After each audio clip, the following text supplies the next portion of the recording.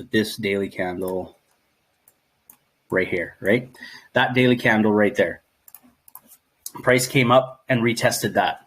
Once price came up and was heading up into that zone again, this is where I was interested in this trade, right? Because I always look at my higher time frames first.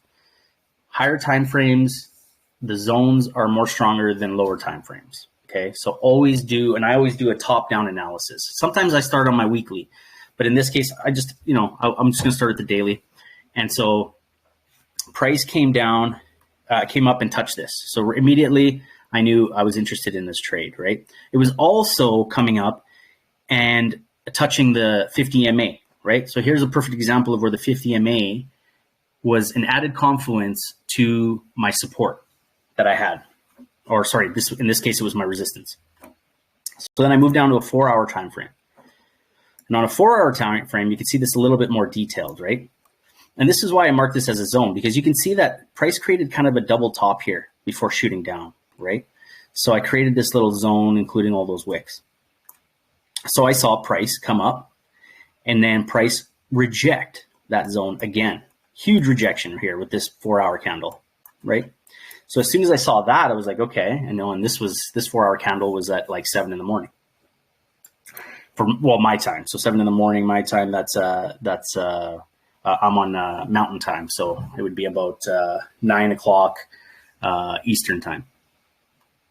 Right. So right away I says, okay, we're now rejecting it. We created this big bearish candle. We have some bears coming into the market. Rejecting that zone. So this is really interesting. So then I go down to my lower time frames again.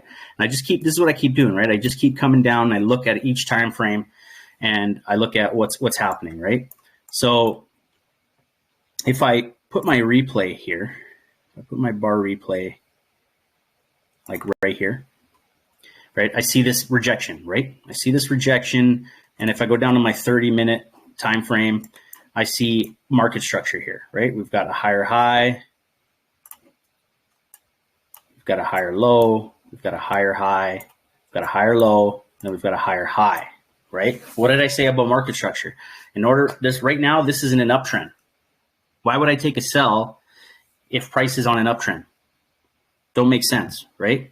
What I need price to do is to break market structure and start going down on it. I start to create a downtrend. So this is what I'm waiting for.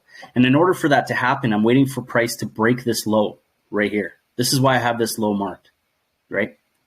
I have the last low and the last high marked right here. That's why I have these two zones marked. This higher here doesn't matter because it does, because if price was to come up and break that high, then we have a continuation of the uptrend. But in this case, I knew price was rejecting. I've seen price do this 100 times. This is simple price action. So price came up. So at this point, I was waiting for price to break market structure, right? So I come down to my 15-minute, and I can kind of see the. Oops, I always forget to remove my drawing tool. So I see price come down, reject this area, this previous low, come back up, right? And in here you can kind of see another sort of support zone here, right? Remember, right at that last high on the 30-minute, right? This last high on the 30-minute. You can see price came down on these wicks and rejected it, right? So it created a zone here, right? And it created in this case, at this point in time, it was a support. Well, price broke through it and created a resistance here and then shot down big time. So it rejected this zone hard. So right here, I'm like, okay, I know this is coming down. Am I going to take the trade at this point? Not yet. Okay, and this is where a lot of traders would take this trade. They're like, oh man, price rejected, big bearish candle, I'm taking this trade. Market is still in an uptrend, guys. It's still in an uptrend. We're waiting for price to come down and create a downtrend. I want price to break. Give me a sec here. I need my arrow. Where's my arrow? Where the hell is the arrow? Right here. I need price to break this. I need price to break that low in order for me to and I need it to close below. It's not just break, because that's where you get fake outs, right? You can get a wick and then come up. I need price to close below this low, at least at least on the half-hour candle, right? You can go down to 15, but the 15 can also close and come right back up. Lower time frames, they might look like they're breaking market structure, but on a higher time frame, all it is a wick. It's faking you out. So you got to be careful, right? You want to make sure, you know, on at least a 30-minute, 1 hour-ish candle close, right? 15-minute is okay too. I do take a lot on 15-minute, but it's a little more risky. So we're waiting for price to break that zone. I'm just going to check the chat here real quick in case you guys are okay. Good. So price is rejecting that zone, right? So price can still easily come up. It still can easily come up. Price goes up, tests that zone again, right? Wicks, rejects it, right? And boom, we get a candle close. We get a candle close below. Now we've broken market structure on the 15, and we broke it on the half hour, right? Now, on the half hour, yes, okay, my 50 EMA is there. It could bounce off of it, and it did. It came up. I think originally I had my stop way too low. That's why I pushed my stop up. I was like, you know what? I should have made my stop higher than this high, right? Because there's still always the chance that it can come up and retest that. So my original call was a little bit, the stop loss was off. That's why I moved it up. But we have that candle close, and this is where I took the trade. Usually what I do is I go down to the 15-minute, because I know as soon as price, this is just from experience, as soon as price breaks a zone like that, especially after testing it a lot of times, what does it do? It breaks and it retests. It comes back up. So realistically, I kind of took this trade on an impulse. I should have waited for price to do its pullback, which we know it's going to do. See, here you go. It did its pullback. And I thought all it was going to do is going to pull back and test this zone again, right? So I'm going, okay, that's fine. We're good. We're good. But then price did this, right? Price did this. And this is where I think people were panicking. People were panicking because we're like, holy crow, now we're in all this drawdown. All price did, because remember, guys, now we're in a downtrend because we broke this area here and we closed below it with multiple candles. Actually, we're in a downtrend. This is why I was like, guys, don't panic. The reason I have my stop loss up here is because in order for this trade to go back up to an uptrend, it has to break this lower low, this lower high, right? Because what's price doing now? Price is creating lower lows and lower highs, right? So all it was doing here was creating a lower high, but you don't know where. You can't predict where it's going to. You hope it's going to end here, but it's not. So that's why we put our stops above the previous high, because if price breaks that high, then we know we're back in an uptrend, right? So people were panicking. I says, don't worry, guys. I remember, saying it. Don't worry. Price is going to melt. I know price is going to melt. I know price is going to head down, right? Even on our higher time frames, I'm like, don't worry. I know this. We kind of got a head and shoulders pattern going on here too, right? What's a major reversal pattern? For those of you that don't know head and shoulders pattern, look it up. It's a great pattern. I use it all the time. It's a great confluence on reversal, meaning it's going to change trends, right? So I said, hang on, we're good. We're good. I started to see this rejection happen. Price starting to come down again. So we rejected this previous high. All we did was come up here and test this previous high, but we didn't create a higher high because if you look closely, this wick is lower than this wick. So we're still technically in a downtrend, right? We came up and tested it again. Price was trying to push up, but those bears were battling. They were trying to keep price down. We created a double top right there, another reversal pattern, right? So right here, I knew, okay, we're good. Price is coming down. We created a double top, created a triple top, with a huge engulfing candle to the downside. Still didn't break this high. Even if you look at that wick, it's the exact same high as the other one. We still haven't broken it. Price messed around in here for a bit. Once price messed around in here for a bit, then it melted. And the rest is history. It just kept going. And this is where we were hitting TPs, TP1, TP2, TP3, right? I usually aim for a 3-to-1, but in this case, I just went down to my next zone. Remember that zone we marked? If we go up to the 4 hour, or maybe I didn't even mention this one, but all I did was go out to target. I just looked at this previous low, right? Because on the 4 hour, we were creating lower low, lower highs. So I was just targeting this last low on the 4 hour, and we smashed it. And it kept going, man. It kept going. Holy, if some of you would have held on, just let it ride, man, you would have. I mean, look at this. Holy smokes, did it ever melt? That whole move, right? What a move. I mean, let's see what that was. That was 480 pip move, the whole move, man. That's insane. If we would have kept that, we would have done like 13R, man. That's insane. Almost 14R. But doesn't matter. We made good money on that trade. Any questions on that trade, guys?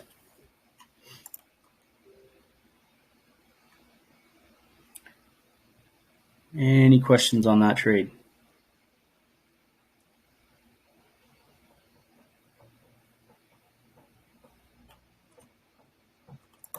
No? Okay, we'll move on to GJ. I took a little bit longer on that one because I wanted to kind of familiarize your guys with my thought process on trading, right? This is how I trade. Market structure, support resistance.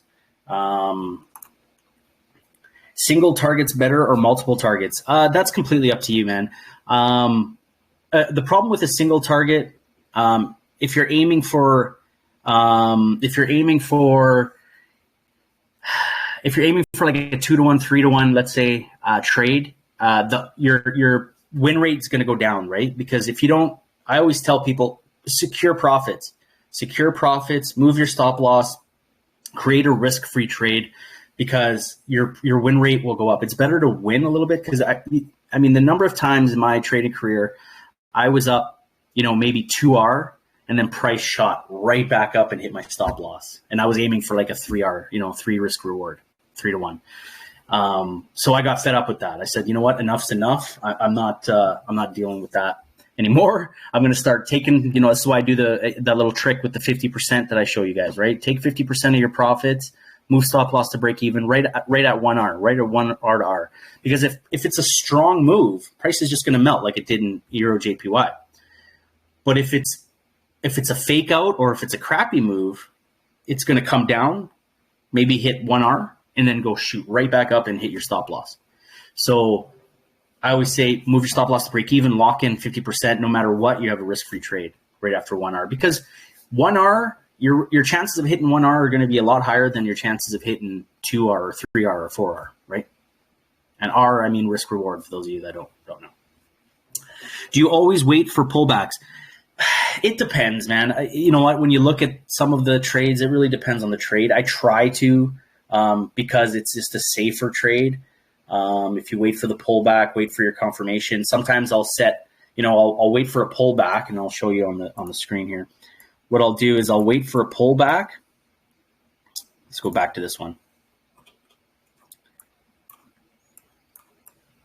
So in this case, here we had that pullback right here, and we had that pullback here, right? And what I'll do sometimes is, instead of entering, waiting for the pullback, what I'll do is I'll just set a buy stop right here. I'll set a buy stop right here. And then when price hits that buy stop, usually it's gonna continue, right? So it really depends. It's not always, but yeah, I try to wait for a pullback, because this, especially on a lower time frame, like I said, this could have easily just been a fake out. On a 4 hour, this could have been, let's see, on a 4 hour. Holy shit, where did it go?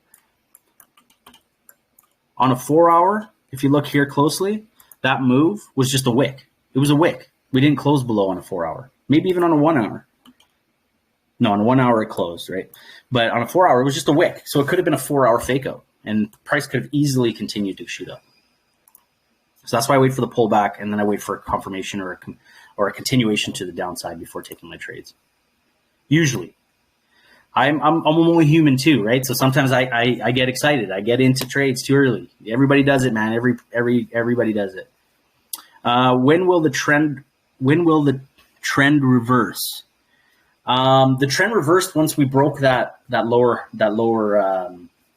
low, right? So trend reversed once we broke this lower low on the uptrend, right? We were making higher lows, higher highs, higher lows, higher highs. As soon as we broke the last higher low, the trend was reversed. And that's why we took the trade. For people who can't manage trades due to job or another commitments, better to pull stop loss at break even after TP1 hits, or just keep original stop loss in case there's more pullbacks? No, I'd say, set your alerts as soon as price hits 1-to-1 or 1R, or TP1. I can say TP1 too. It's kind of the same thing. That's how I set my TPs, right? 1, 2, and 3 R. As soon as it hits it, put it to break even, and then you don't have to worry about it. Worst case scenario, you've made 50%, of 1R, and it hits break even. It's a risk-free trade. You don't even have to look at it anymore. Also, who also want to notice that pin bar at 8 o'clock? It was clear rejection from previous month mid 15-minute time frame. Okay, sorry. So on the 15-minute at 8 o'clock. 8 o'clock. Right here. So this rejection. Yeah, this was that daily rejection. That was a daily rejection. It was a pin bar. Absolutely. Yeah, you got it. We had a pin bar for sure. It was clear rejection for sure. Do we trade crypto the same way? Crypto is another ball game, man. I can do crypto analysis for you guys if that's what you want, but crypto moves. It does. Crypto moves in market structure. It really does. Even you can use market structure in the stock market too, right? And when you look at stocks, but I'm not experienced, so I can't speak to stocks. Crypto does move very similar, but I always say, if you're going to trade crypto, make sure you back test, get to know how it moves. Any pair you trade, back test, and learn how it moves. Okay. Good questions, guys. Good questions. Let's move on to GJ. All right, GJ. Man, this one was driving me nuts. It had consolidated for so long. Again, starting at the daily. And guys, sorry, if I have to cut this short, I'll let you know, and I'll probably try to jump on maybe later on or something. But like I said, I've got 2 kiddos. They're napping right now, but if they wake up, I got to go. So looking at the daily, what do we got? We've got a downtrend, right? We've got lower high, lower low, lower high, lower low. So what was I looking for? Sells, right? Looking for sells. So marked off my previous high, marked off my previous low. I marked it in 2 zones here. Usually I would mark out like maybe a little bit of a box, but because these twos, the bottom of this daily and the bottom of this daily were so far away, I just marked them as 2 different zones, right? And when we go down to the 4-hour, you can see why. It makes a little more sense, right? You can see that. This drawing tool is going to drive me nuts. You can see that, price came down. Price came down here, right? And then it also created a minor resistance. If we go down to the 1 hour, it created a minor resistance here as well. So that's why I marked those 2 zones. So this was the trade here. This was the beast. So again, we're lower lows, lower highs, right? So I seen price, and actually I missed this trade here. This was a trade that happened. I wish, if those of you that are up in London session, GJ moves nice during London session. I'm asleep during London session, but those of you in Italy, then that's prime time for you guys. And you could use this market structure to take some really nice trades on GJ. Any kind of GBP or Euro trade, or Euro pair moves nice in London. I wish I could trade London. London always moves so nice. And you're less affected by like US news and stuff like that. So I'm asleep at that time. But anyways, looking at this, we've seen price come up, right? Price come up, create a higher low, right? So we came up, we wicked up to here. Then we came back up again, right? Let me zoom in a little bit. We came back up again, and we retested this previous high here, right? Almost the same move. Right? As EJ, as Euro JPY. So price came up, came down, came up again, rejected, a second time. We have a double top, right? So we know that we're going to reverse here, right? So we could see that price was creating on the 4 hour, and maybe it's a little more apparent. It's okay. So on the 4 hour, you can see price was creating, you know, higher highs, higher lows, higher highs, higher lows, right? So it was coming up, and I know I said, you know, in order for price action to reverse right here, I would have to wait for it to break this zone. Yes, that's true. But price also created a very nice, and this is, sorry, I'm just breaking down this whole reversal so you guys can understand it. Price created this nice support right here that I marked out, right? It came down, it created a beautiful support, came back up, right? And if we go to the lower time frame, you can see that a little bit better, right? Price came up here, created this nice support area, right? So if I was in London session, if I was awake at, you know, this would be, well, actually, okay. So this move happened in, this move actually happened during Asian session. So I must have just not been looking at the charts at that time, but it broke this zone, right? And then started heading down. So right there, we know that we have that trend reverse. So it also broke my 50 EMA here on the 1 hour, right? So that's kind of confirmation. So we had some strong moves to the downside. Wish I would have caught that, didn't. So I seen immediately, you know, I marked off that previous low. I believe it was a daily low. Yeah. So we had some daily lows here. That's where I got that zone from. And I basically, and we've seen price rejected there, right? So on the 1 hour and on the lower time frames, if you go to the 30-minute, we created a little bit of a support here. We came down again, didn't catch this break. I probably would have taken this if it was, you know, if I would have seen this. I don't know why I wasn't looking. I was probably looking at another pair. But then, oh no, I did. What I did was I seen price break here, going down to the 15. So price broke past this low. It created a resistance here. It did its pullback. And this is a great scenario of where I set a stop. I believe this was a sell stop, if I remember. Give me a second here to go back to the trade.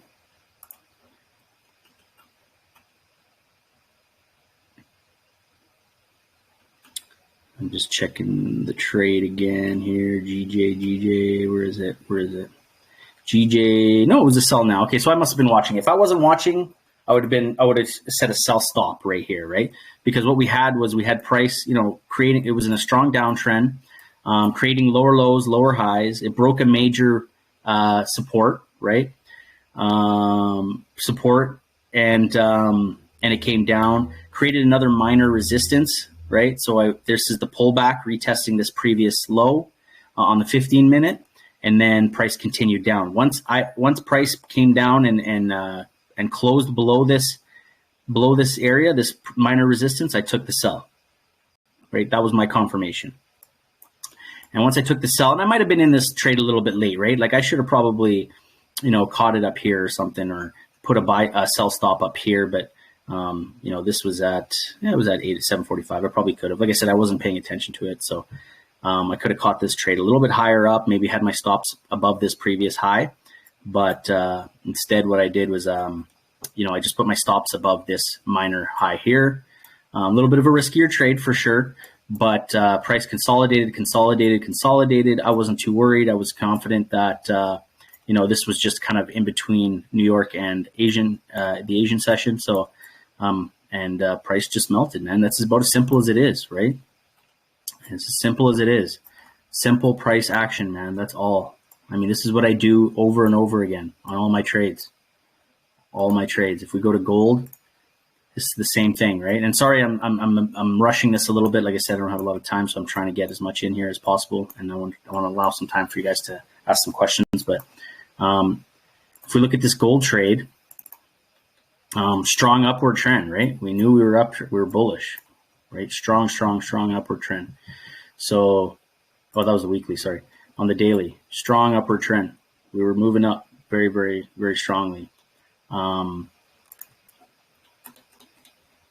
Price action on the 4 hour, it's a little clearer. So if things are not clear on the higher time frames, that's when you move down a time frame, right? And just look at what it's doing, because what a lower time frame is just going to give you more detail, more information of what the move is happening within the daily, right? So, and then the 1 hour will give you a little more information of what's happening within the 4 hour candles and stuff like that. So you could see we were creating higher highs, higher lows, higher high, higher low, higher high, higher low, right? So upward momentum. And, all I did was mark my previous low right there, where price had made a 4 hour low, marked my 4 hour high right here. So this was just that 4 hour candle. It might have even been a daily candle high. No, it was just the 4 hour. Going down to the 1 hour, we can see this again in a little more detail, right? Again, price action. It's all this is, guys. All this is. Higher high, higher low, higher high, higher low. And then what did price do? Price came back, created a higher low, but it kind of retested the zone again, right? It retested that zone. We kind of had a double bottom again. Kind of had a double bottom, and this is where I was interested in it, because when you're in an uptrend, you're trying to buy at a low, right? You're trying to buy at a low. When you're in a downtrend, you're trying to sell at a high. That's it. Simple, guys. Simple.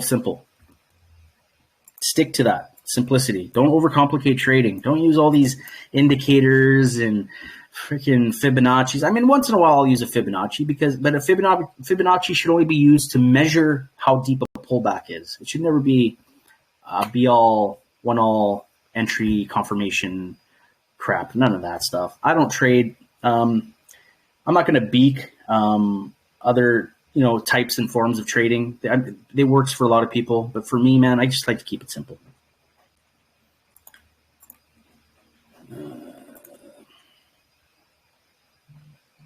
Volume indicator, yeah, volume indicator I like, because I just like to see when there's volume in the market, right? So that I use for sure. So yeah, guys, you know what? I gotta get out of here. I'll try to jump on again a little bit later. Just quickly, here you go. This was the rejection. On the lower time frame, we created a little bit of a resistance here. We had price break the resistance. As soon as I seen price close above, I just set a sell stop above this previous candle, and we rode it back up. We rode it all the way up. So sorry, guys, I got to bounce. I was able to review that. I won't be able to do a live, but keep asking me your questions here in the chat, and I'll try to respond on my phone while I'm away. All right. Talk to you guys later.